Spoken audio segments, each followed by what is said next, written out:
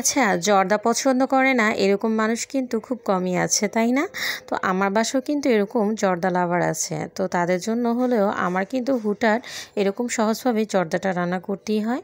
তো সেটাই আজকে আপনাদের সাথে শেয়ার করব। আশা করি পাশে থাকবেন। ফ্ল্যাশব্যাক। সো হ্যালো এভরিওয়ান, আসসালামু আলাইকুম। সবাই কেমন আছেন?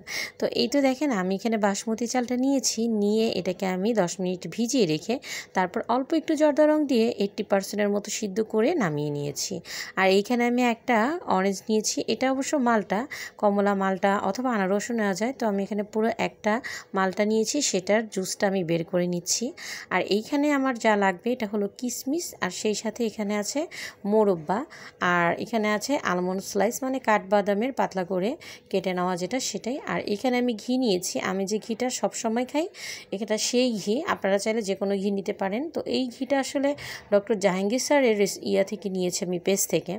তো ওনার ওই পেজের ঘিটা আমি সারা বছরই খাই, কারণ ঘিটা অনেক সুন্দর, দানাদার, অনেক ফ্লেভারফুল। তো সেই ঘিটাই আমি নিয়েছি।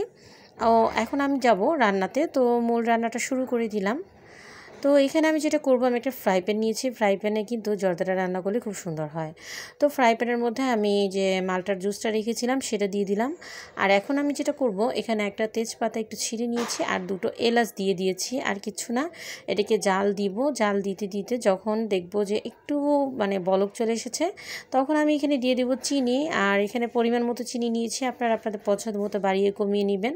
তো আমি এখানে 1 কাপ চালের জন্য 1 কাপ চিনি নিয়েছি। তো যাই হোক, এখন যেটা করব, এই যে চালটা দেখেন, আমি একটু দেখিয়ে দিয়ে আমি কতটুকু সিদ্ধ করেছি।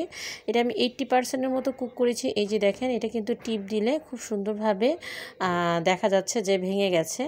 তো এই যে কিন্তু একদম নরম হয়ে যায়নি। তো যাই হোক, এখন আমি এখানে দিয়ে দিব অল্প একটু ফুড কালার, দিয়ে এটাকে একটু কালার করে নিব।